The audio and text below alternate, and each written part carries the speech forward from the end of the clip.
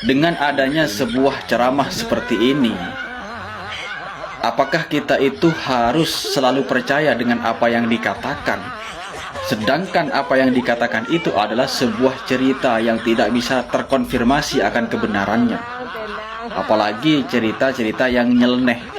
Bayangkan, malaikat ingin memukul seorang mayat yang sudah meninggal, itu dihadang oleh surat pengacara.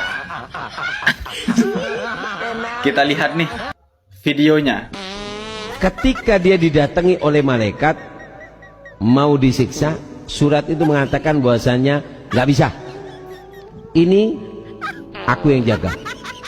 Kata si malaikat, nggak bisa, aku ditugas untuk mukul orang ini. Kata si surat, nggak bisa, hadapi dulu aku. Ini surat namanya surat pengacara.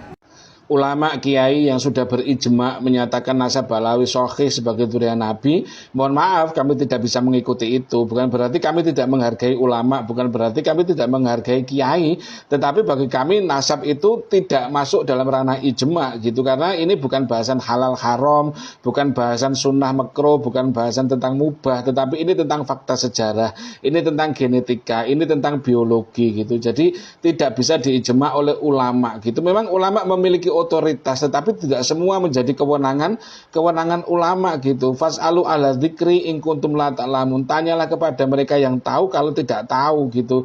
Jangan kemudian bukan kewenangannya kemudian mengijma gitu. Tanyakan kepada ahli genetika, tanyakan kepada biologi, tanyakan kepada para mu'arikhin gitu. Apakah ini bisa diterima atau tidak gitu. Jadi itu harusnya menurut kami para ulama ini takut gitu. Innama yakhsyallaha min ibadil ulama. Orang-orang yang takut kepada Allah itu adalah ulama. Tapi orang-orang yang mengijma ini kok rasa-rasanya tidak punya takut kepada Allah gitu loh. Karena apa? Karena nasab Balawi ini problematik baik secara sanad maupun secara matan gitu. Secara sanad perjalanan sejarahnya ada gap 500 tahun yang tidak bisa di-tracking dari mana asal-usul mereka. Kemudian secara matan, secara kepribadian, akhlak itu tidak sesuai dengan akhlak Nabi, menyelisih Nabi gitu. Tetapi para ulama ini berani mengisbatkan nasab Balawi kepada Rasulullah. Ini kan seolah-olah nggak takut sama Allah gitu. Padahal kan innama yakhsyallaha min ibadil ulama gitu. Kenapa nasab yang problematik bisa dengan mudahnya disohihkan sebagai durian Nabi. Kalau nasab seseorang ke seseorang itu nggak apa-apa. Lah ini nasab seseorang kepada baginda Rasul yang mulia kok nggak takut mereka mensohihkan itu gitu loh. Kalau memilih antara mensohihkan dan tidak mensohihkan dengan segala resikonya, harusnya ya takut untuk mensohihkan orang-orang yang terlihat secara zahir problematik gitu. Kemudian problematiknya di mana? Secara genetika gitu. Kawasan Jazirah Arab itu mulai dari Palestina sampai dengan Yaman, itu kan penduduknya kan dua kan, ada Musta'ribah, ada Aribah, ada Semit, ada Kohton. Lah secara ilmiah dua bangsa ini, Semitik dan Kohton ini, itu haplogrup mereka adalah J gitu. Mereka adalah pemeran utama di daratan Arab ini. Mereka adalah pembangun peradaban. Mereka adalah orang-orang yang ada di dalam peradaban itu, dan intinya adalah baginda Rasulullah Muhammad SAW sebagai punjer dari peradaban itu. Lalu tiba-tiba ada orang dari golongan G yang tidak ada hubungannya dengan Semit, tidak ada hubungannya dengan Kohton, yang J ini mereka masuk ke lingkaran inti baginda Rasulullah. Tapi bagi orang-orang ini mereka diterima sebagai durian Nabi gitu. Orang-orang Semitik dan Kohton sebagai pemain inti ini J. Lah ini ada orang G dari luar kemudian masuk ke lingkaran inti Rasulullah gitu. Kok bisa-bisanya diterima dan tidak dipertanyakan? Ini kan nggak masuk akal gitu.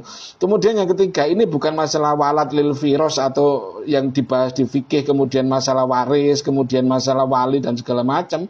Ini bukan seperti itu ranahnya. Ini adalah bottom up, dari bawah ke atas. Orang hari ini mengaku sebagai durian Nabi, maka perlu dibuktikan. Pembuktiannya secara genetika dan secara sejarah gitu. Catatan-catatan mereka sebagai durian Nabi. Ini bukan masalah ijma fikih walat lil firos atau segala macamnya, bukan. Ini tentang pengakuan seseorang bottom up, dari bawah ke atas. Orang mengaku sebagai zuriat Nabi, maka perlu apa ketika ada yang mengaku? Dibuktikan dengan apa? Genetika. Dibuktikan dengan apa? Dengan sejarah gitu. Apakah sanadnya ini mutasil gitu, kemudian periwatannya ini mutawatir atau tidak? Ternyata ada lubang 550 tahun yang tidak bisa terjawab. Kok bisa diijma dan disohihkan? Kan ini kayak mereka itu nggak takut sama Allah gitu loh. Jadi lebih baik salah mencintai bagi mereka. Lebih baik salah membenci daripada salah mencintai. Tapi masalahnya bukan masalah salah-salahan ini, tetapi masalahnya adalah menisbatkan atau menyandarkan nasab seseorang yang problematik kepada baginda Nabi yang mulia gitu. Innama yakhsyallaha min ibadihil ulama. Harusnya mereka takut. Akhirnya ditunggu datang juga nih pertanyaan Mukibin sama Kabeb. Kemana Mukimat ketika Al-Quran direndahkan gitu? Numpang tenar ya, numpang viral ya.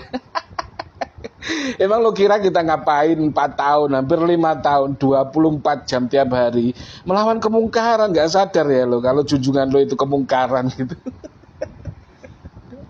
Junjungan lo itu kemungkaran yang sedang kita lawan.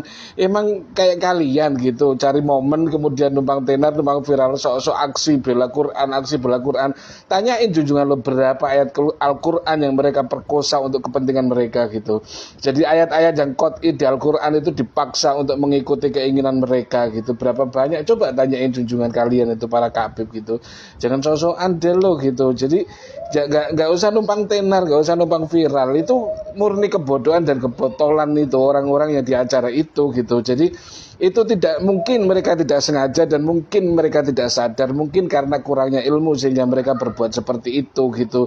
Tapi kan junjungan kalian ini secara struktur sistematis dan masif, dengan sengaja memanfaatkan baginda Rasul, dengan sengaja memanfaatkan agama Islam, dengan sengaja memanfaatkan ayat-ayat dan dalil-dalil Al-Quran untuk kepentingan mereka gitu, untuk memvalidasi diri mereka gitu. Inna akramakum indallahi atqakum itu sudah qat'i, tetapi mereka paksa untuk tidak menjadi ayat yang qat'i gitu. Mereka membuat pembenaran-pembenaran untuk memvalidasi apa yang mereka lakukan. Bin Kibin, coba tanya junjungan lo itu, berapa banyak ayat Al-Quran yang mereka tukar untuk mendapatkan kehormatan? Berapa banyak ayat Al-Quran yang mereka tukar untuk mendapatkan cuan gitu. Jadi nggak usah numpang viral, nggak usah sok tanya-tanya deh di mana Mukimat ketika Al-Quran direndahkan gitu.